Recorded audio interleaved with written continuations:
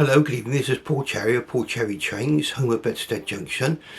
And tonight we're going to be bringing you a newly acquired locomotive. Now, I'll give you some clues. This person is named after a particular person and lived in Sherwood Forest and was arch enemy to the Sheriff of Nottingham. So, for those of you who know about that particular legend, you'll know what I'm talking about. And all will be revealed in due course. So I think we should get underway without any further ado, and I'll be with you in just a few moments. Thank you. Now, please excuse my voice if it's a bit croaky. I've had a bit of a bad cold recently. Just getting over that now, hopefully. Now, the locomotive we're going to be looking at, so we'll get to that in just a moment. Just get a little bit more light on the go. There we go, that's a bit better. Now, we're looking at R2142 BR462 Britannia Class 7 MT locomotive Robin Hood. There we are, if you have a nice little look at that. And the box is rather special, a little bit extra over and above your usual Hornby fare of the time. Nice drawing there representing the locomotive. And there's a brief history which I'll read out to you in a moment. And on the back of the box is rather nice. There's a nice black and white photo of a Britannia class locomotive there. And in fact that is a picture of Robin Hood. And here it appears to be pulling a freight train. Have another look at that. It's Robin Hood putting a freight train there, okay? So 70038. Now I'm going to unbox this and get this one onto the track. So there was the outer sleeve that came off there. R2142 BR Britannia Robin Hood. And there's a further internal sleeve. It does come in the polystyrene packaging. We'll have a look at that in a moment. And then we'll get to have a look at Robin Hood itself. I'm sure you want to see Robin Hood in action. Okay, so that's the insert card there, giving you the diagram of the locomotive. And this one is a limited edition Hornby Railway Certificate of Authentication R2142 BR Britannia Robin Hood, number 421 of a limited edition of 1000. There we are, that's our there, R2142. Okay, so that's our certificate of authentication, and it came with some rather generic instructions.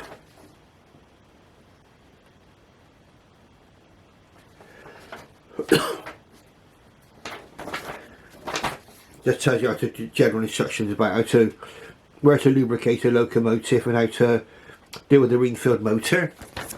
And on here, it does still give the date. We'll talk about this in just a moment. Is R2142, and I got 231099 on that number. So you can see the number just there. You can see that. And that's the model number and when it was manufactured. So this is on the 23rd of January 1999. Now by now, this is one of these. This is very much a transitional locomotive, and I'll explain to you what I mean in a moment. This is one of the first models possibly to be produced in China, I should imagine. It's when production went out. I think they were in that year, because I think they gradually moved over production, and in 1999-2000 they went thoroughly over to China. Because this one is tender powered, I was fully expecting it to be a Margate product. Okay, so under the 10 you can see traction tyres there, and I was expecting that to be a Margate product, but in fact it says Hornby made in China.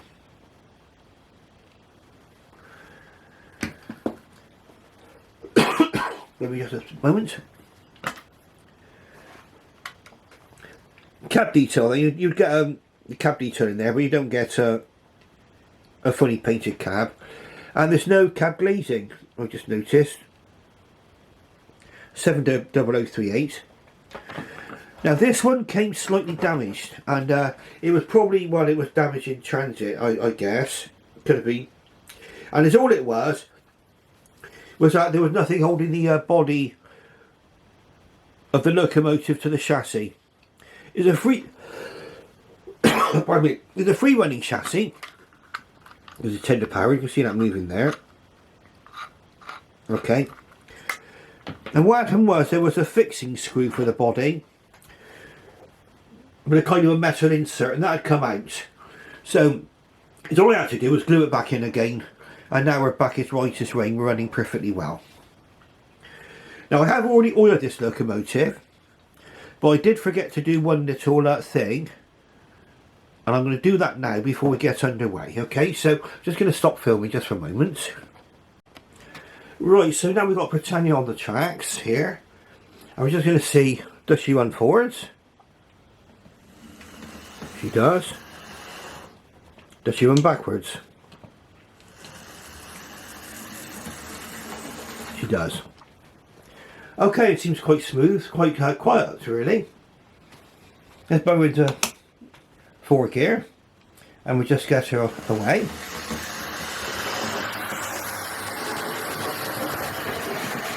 Now I'm quite impressed with this locomotive. As a runner, it's running straight away out of the box. Now I did say that this locomotive had very little use and was in need of perhaps a little bit of oiling and servicing, and that's what I've done here now.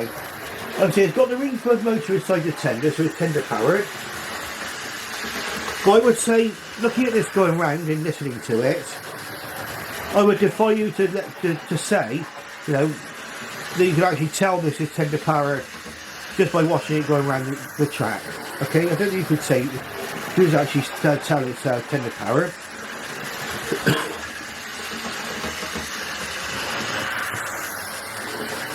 Now Britannia.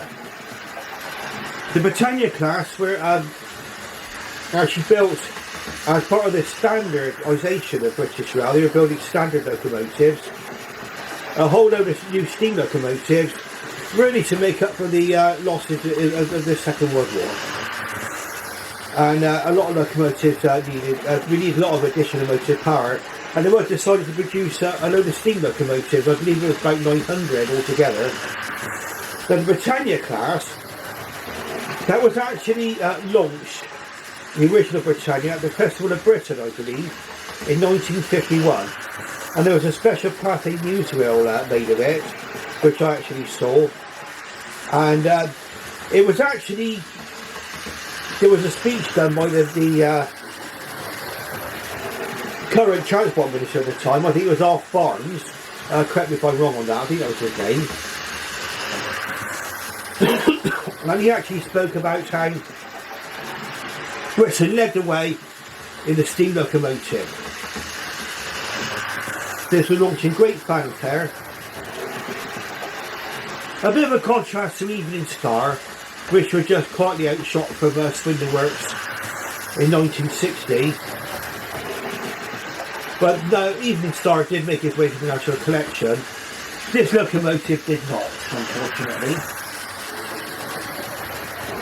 Now the actual certification does give a brief history, so let's have a look and see.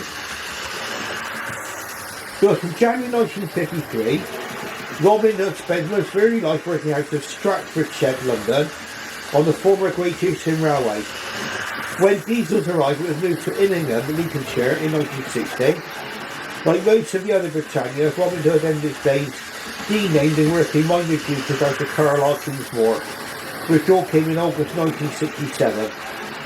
But I think I've seen what eventually get eradicated in the late 1960s. I think it was 1968, wasn't it? That steam was eliminated with British Rail. Of course, Britannia does exist in preservation.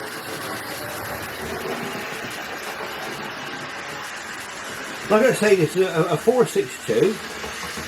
So it's got the training there, the two training wheels, and I've got to be honest with you, This one comes with a moving bogey as opposed to today's offering from Hornby, and it swings it round about. I think it's far more accurate looking as it's going around the track. The wheels are actually on the track, aren't they? Very, very nice indeed. So what I'm going to do is we're going to give this one a running session with some coaches. I will also give her a points test as well. I think it needs a nice points test. So let's just stop this one around right here now, in the country station, just across the way there. And we'll get some carriages. Now, I thought it would look nice with some Pullman carriages.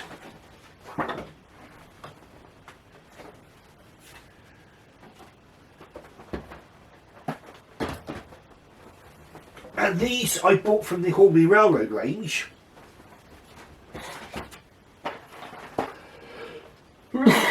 Pardon me. And we're just getting over the I'm just getting over this cold, so excuse me if I cough a lot on this video. They only had two types available. They had our R2142 Pullman Parlour Car Rosemary, and they had our R4313 Pullman Brake Car number 65. So in fact my train is going to consist of two car number 65s with Rosemary taken up the middle of the train. Okay, so we just got that onto the tracks now.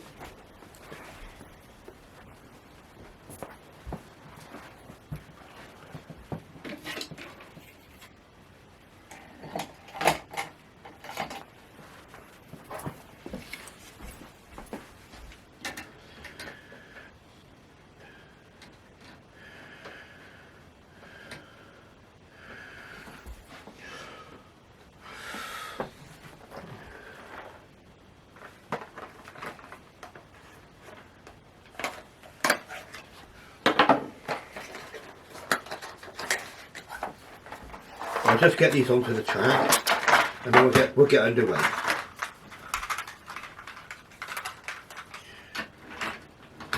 Whoopsie. Okay, lovely. Sorry, that's why I should have really taken these out of the boxes before I started filming, but there you go. Let's find Rosemary.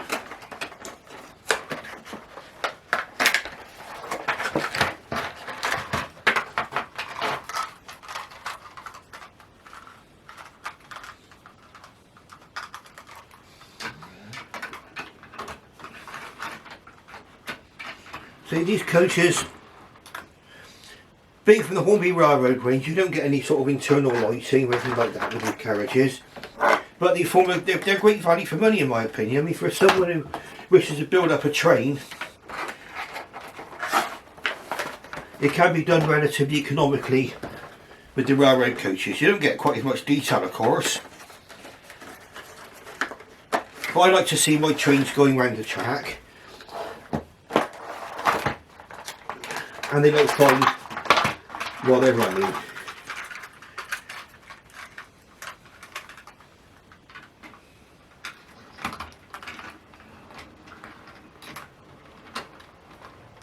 There we go.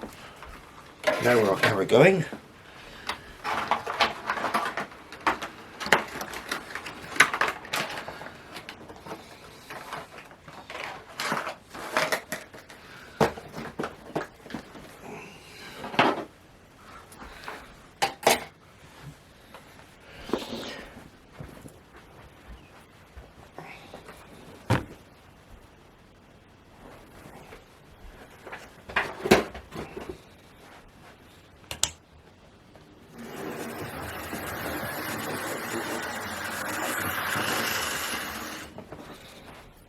Let's do a little bit of hand shunting today.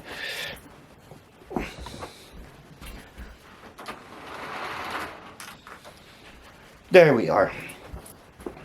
That's our Britannia class Robin Hood.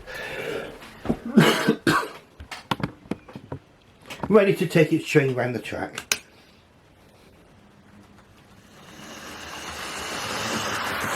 Now I did actually inspect the traction tyres on this locomotive, And they look absolutely perfect. They looked absolutely perfect. So I had no problems about the actual running of the engine. The appearance was absolutely perfect as well. It looked really, really nice. Now, when you get a minor problem with a locomotive, where it could have been damaged in transit, and it's only minor, say, and easily fixed, do you send it back or fix it? Well, I'm of the fix it variety. And so the actual repair that I did to this locomotive, I think probably took me about 10 minutes max, and that included actually finding the screwdriver to do it with, and the super glue. Very, very nice locomotive. And it's a pity really that our standard class locomotives have such a very short life on the railways. I mean, Evening Star, I think, only had 4 or 5 years before it was actually finally withdrawn from British Rail. If it was withdrawn on the Western region of British Rail.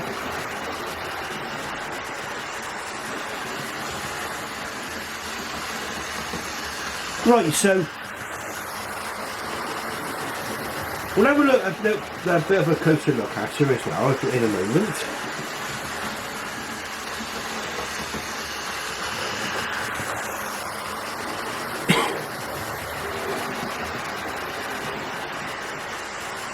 Now, as you can see, it's more than capable of putting these coaches here. 1999, I don't think I've got the Hornby catalogue for 1999. I've got 92, 94 and 96. I bought those catalogues back in my first flurry of railway, monorailway interest. Were these seen on the Western region of British Rail? I believe they were. But I think they were seen in Cornwall. And they would take over from the much heavier Castles and Kings and Kings.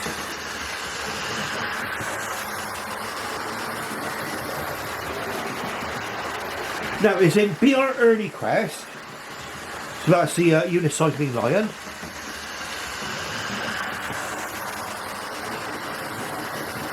And we'll see if we can get the Lazy Susan out in a minute, just have a quick look at her.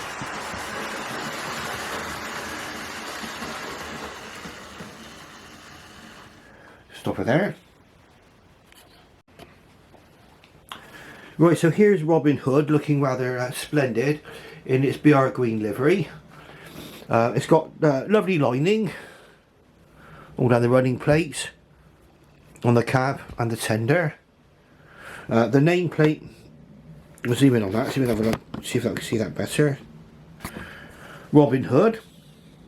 Okay, that's on the smoke deflector. And you can clearly see from here the four leading wheels, 6 driving wheels, 2 trailing wheels. The 462 Pacific wheel configuration.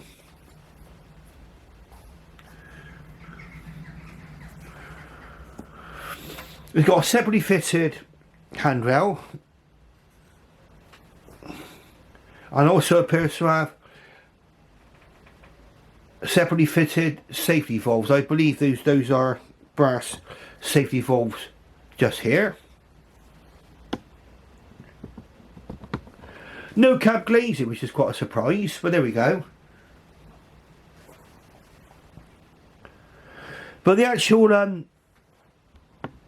running gear of the locomotive looks quite nice, doesn't it? You can see, and it's free running, you can see there, because it's tender powered. That's quite free running. I oiled it on all of the joints, all the metal joints everywhere, and on the axles. Coming to the front of the locomotive. Nice little rivet detail on the buffer there. The steam pipes, I believe they're all part of the racking pipes, they're all part of the detail pack. We'll see if we can have a look at that quite shortly. And we've got 70038 is the running number on there. Let's see if we can get focus on there. There we go.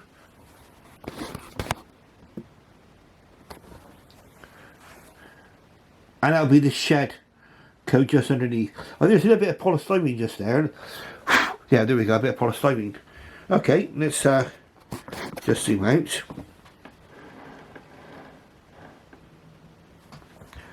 And on this side,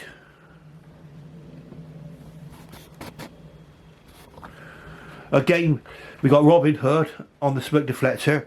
That must be brass thing down there. I think that's probably a whistle down there, is it? I don't know. LNER fans or British Standard Class local fans, whatever, please correct me on that. Won't be LNER, would it? It'll be British Rail Standard Class. Right, so the cab detail. Let's just separate the tender away. Should be able to get a bit muddled, only I didn't get much sleep last night, so with this cough and everything. There we go, no cab detail there really, apart from what's actually there in black, because none of it's painted. On the back of the tender, there's a ladder. Get that on very, very often on the standard class locomotives. Again, you don't get the sprung buffers on here.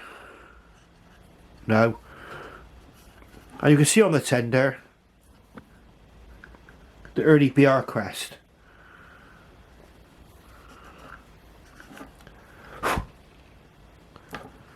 And then there's detail on the front of the tender as well, representing the coal chute and everything else. The coal don't look too bad for its time, does it? Not too bad really. It looks okay. And of course inside of this tender is the ring-filled motor.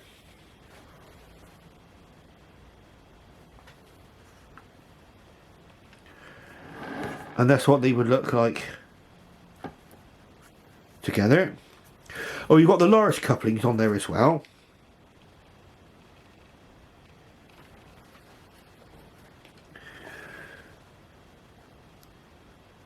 And apparently Alfred Barnes, yes, he was the Transport Minister in 1951. And he was there and did actually give a speech when Britannia was actually being launched. I think it all to coincide with the Festival of Britain in 1951. Something worth looking up actually. Festival of Britain. Obviously not long after the Second World War. And also one thing that I really like about this particular model, as you can see on the back, that swivels. It makes far more sense to me. I mean, rather than having the wheels floating above the track, I know it's probably not as prototypically correct, but to me I think it's nice to have the wheels on the track, isn't it? And actually going round. Okay, so that's a little bit of a quick closer look.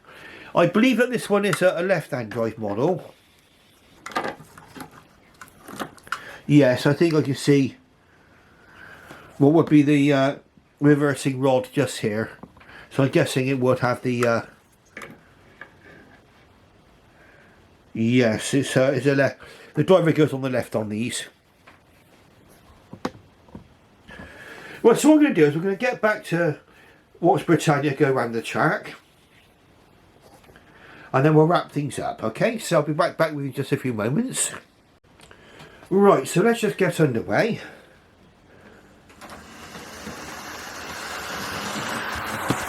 And you must agree, I mean, Robin Hood looks very, very magnificent going around the track.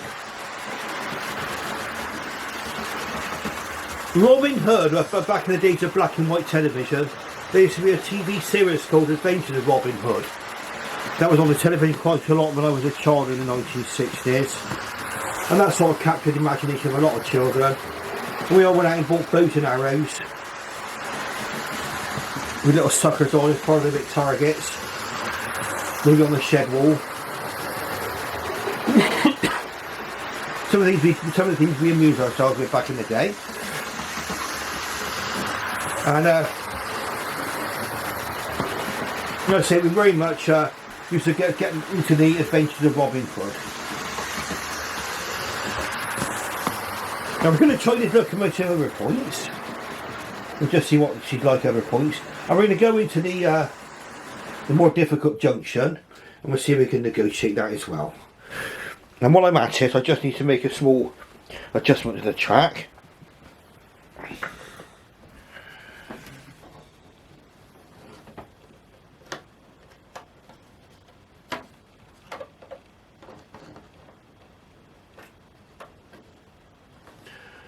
That's done. And let's just change the points. Now I've not tried this locomotive over these points yet, so we'll see how it handles a curved point.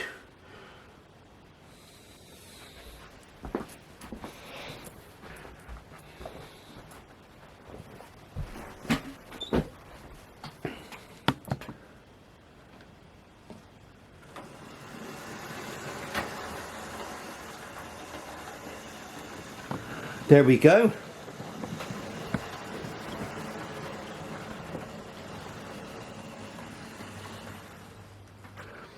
Something from the days when Hornby made locomotives that were guaranteed to go over points. To be fair, there's probably like no steps here or here, and that could interfere with it with the moving pony trucks. But I can tell over those points perfectly well. Beautiful locomotive, really. Let's see what she's like in reverse, coming out. No, lovely, look at that. Okay, this is limited edition locomotive again. I seem to be in the habit of buying these limited edition locomotives.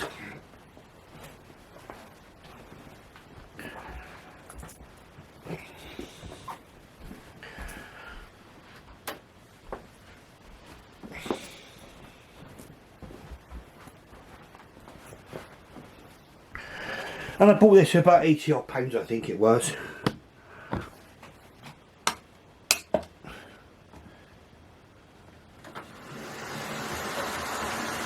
There we go, so you can imagine this going up the on the eastern region of British Rail, dominating the rails before the days of diesel. Okay, so if you like what you've seen tonight, please press the like button. Please subscribe if you're not subscribed to my channel as of yet. And ring that bell so you'll be made aware of future videos. And it's getting quite late now. It's Friday night, so it's June the 2nd, Friday night, and it's 10 to 10. So it's going to take me a while to edit this, but I should be able to get this out tonight for some of you night owls. Okay, so I'll see you later. Thank you very much. Bid you farewell and bye bye.